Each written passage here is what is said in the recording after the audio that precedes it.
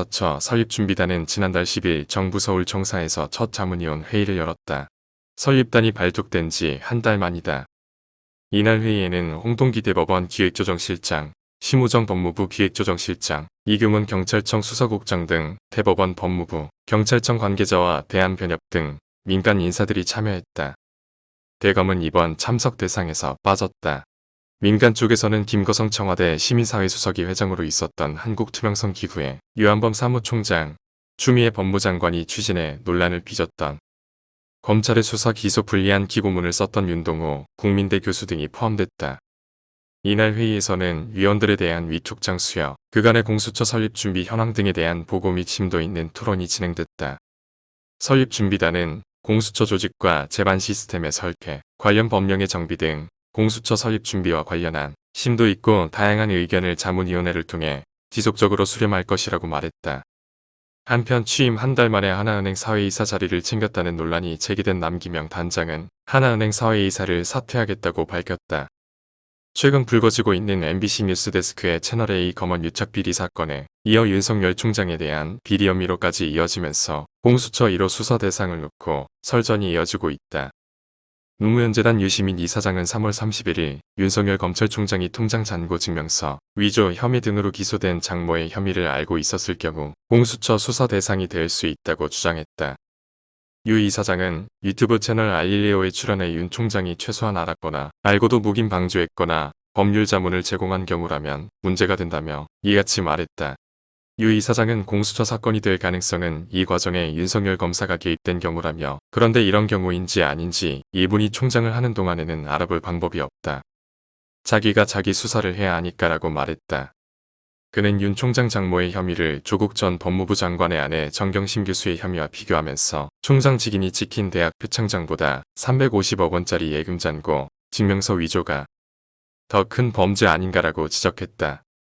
이어 윤 총장 장모에 대한 그동안의 수사에 대해 이 정도면 유야무야 지나가는 것이라며 진짜 대통령 장모도 이런 대접을 못 받는다. 대통령 부인도 이런 대접 못 받는다고 말했다. 유 이사장은 지난해 9월 조국 사태가 한창일 때 당시 최성해 동양대 총장이 자신과 통화에서 밝힌 내용을 처음 공개한다면서 최 총장이 검찰이 표창장 사본을 가져왔는데 대충 보니까 직인도 맞는 것 같고 종이도 우리가 쓰는 서식이 맞더라. 그런데 대장의 기록이 없더라고 말했다고 주장했다. 또 자신이 제기한 검찰의 노무현 재단 은행 계좌 불법 사찰 의혹에 대해 검찰을 제외한 모든 기관으로부터 계좌를 보지 않았다는 답변을 비공식적으로 받았다며 계속 검찰을 의심하고 있다고 밝혔다. 한 발 더 나아가 더불어시민당의 우희종 공동대표는 4월 5일 공수처의 1호 수사 대상은 윤석열 검찰총장이 돼야 한다고 주장했다. 우 공동대표는 이날 연합뉴스와의 전화 인터뷰를 통해 윤 총장 부부 장모 등 개인 비리 의혹이나 최근 제기되는 언론과의 유착 의혹 등이 충분히 수사의 사유가 된다는 생각이라며, 우 공동대표는 이어 시민당은 검찰개혁에서 시작했다. 검찰개혁 촉구에 서명한 7,000명의 교수 연구자 모임이 이 정당의 기반이라면서 앞으로 검찰 언론 개혁 문제에 확실하게 목소리. 그는 시민당 후보들이 국회에 들어가면 검찰개혁을 더 강력히 추진할 계획이라며, 검찰의 권력을 제한하는 것도 중요하지만 경찰도 탄탄해져야 하고 보완될 것이 많다며 경찰개혁 필요성을 언급했다.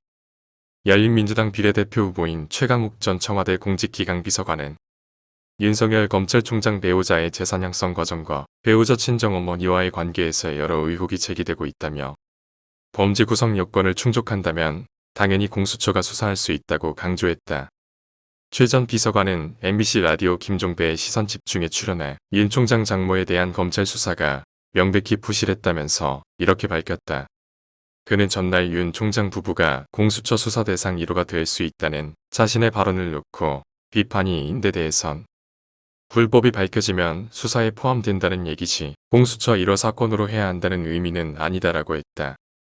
한편 같은 당 비례대표 후보인 황희석 전 법무부 인권국장은 페이스북에 검찰이 조국 전 법무부 장관 딸의 장학금 문제를 뇌물죄로 기소하면서 윤 총장 부인이 운영하는 업체에 대한 대기업 자금은 뇌물죄로 기소하지 않았다는 취지의 한 네티즌 글을 소개하면서 제 글이 아닌데 제 심정이라고 밝혔다. 한편 서울 종로구에 출마한 황교안 미래통합당 후보가 공수처를 문재인 대통령의 게시타포라며 폐지를 주장했다. 게시타포는 독일 나치 정권의 비밀 국가 경찰로 공산주의자와 사회주의자, 유대인 등을 탄압하며 정권체제 수호에 앞장선 조직이다. 그는 7월에 공수처법이 작동된다. 우리나라가 어디로 갈지 알 수 없다며 4.15 총선이 절체절명의 대한민국 위기를 구할 수 있는 마지막 기회라고 통합당 지지를 호소했다. 이와 같이 공수처의 출범을 앞두고 각 여야 입장은 확연히 갈렸다. 공수처를 폐지해야 한다는 질문에 더불어민주당은 실시도 전에 폐지한다는 것은 정치적 공세에 불과하다고 답했다. 정의당도 공수처 유지 입장을 피력했다. 미래통합당은 위헌적 기구라며 폐지 입장이었다. 국민의당은 폐지보다 독소조항 삭제 등 공수처법 개정을 통해 공수처의 중립성과 독립성을 확보해야 한다며 중립 의견을 냈다. 현재 대통령에게 있는 검찰 인사권을 검찰총장에게 넘기자는 질문에는 민주당과 통합당 모두 반대했다.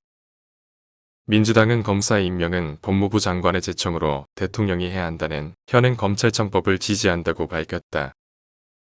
정의당은 현행 제도적 시스템에서는 불가능하지만 향후 검찰개혁이 더 진척된다면 시행될 수도 있을 것이라며 중립 입장이었다. 국민의당은 찬성했다. 법원 판결문 공개 확대, 대법관의 대형 로펌 등 영리 취업 금지, 재벌 중수 범죄 형량 강화 등에 대해 민주당은 모두 찬성 입장을 밝혔다. 로스쿨 폐지, 사법시험 부활에는 국민의당이 찬성하고 민주당과 정의당이 반대했다. 당이 당내 논의가 없다는 이유로 의견을 유보한 것은 당의 정책이 없다는 것이라고 지적했다. 7월 출범을 앞둔 공수처를 앞두고 치열한 난타전이 전개되고 있고 윤석열 1호 주장 등이 현실화될 경우 검찰 조직에 엄청난 개혁의 바람이 불어닥칠 것으로 내다봤다. 이는 이번 4.15 총선의 결과에 달렸다. 그래서 여권은 이번 총선이 미래를 좌우할 엄청난 중요한 시점이라는 점을 부각시키고 있다. 거대 권력 검찰의 미래는 어떻게 될 것인지 벌써부터 기대된다. 깨어있는 민주시민들은 이것은 검찰의 사필 규정이라며 입을 모은다. 지난 70여 년간의 검찰권, 남용과 권력의 하수인 역할을 자임했던 검찰이 이젠 제대로 시민의 품으로 돌아와야 할 때가 됐다면서 이번 공수처는 이 같은 시대가 요구하는 불가피한 제도이기 때문에 검찰의 진정한 개혁이 이뤄질 수 있을 거라고 내다봤다. 노무현 대통령을 죽음으로 내몬 검찰이 10여 년이 지난 지금도 음흉한 계측으로 국정을 농단하고 있는 작금의 현실은 검찰 스스로 무덤을 판 게 아니냐는 것이다. 검사장과 언론이 획책한 무도한 범죄 행위를 눈감고 있는 검찰 수뇌부들의 검찰개혁 거부 움직임은 필연코 역사적 심판을 받게 될 것이다. 유시민을 끌어내기 위한 저들의 음모는 만천하에 드러나고 있다. 이 같은 부조리를 눈감고 있는 윤석열이 공수처 1호가 될 것은 분명하다. 결국 사필 규정인 것이다. 지금까지 7월 출범을 앞둔 공수처의 상황을 알았습니다. 깨어있는 시민들이 공수처 출범을 예리한 눈으로 지켜보고 있다는 사실, 이것이 민주시민의 자세입니다. 이번 4.15 총선이 민주주의 진영의 압도적인 승리를 통해 공수처가 순탄히 출범하길 기원해봅니다. 지금까지 영상이 좋았다면 좋아요 구독 부탁드립니다. 구독은 무료인 거 아시죠? 감사합니다. 오늘도 행복하세요.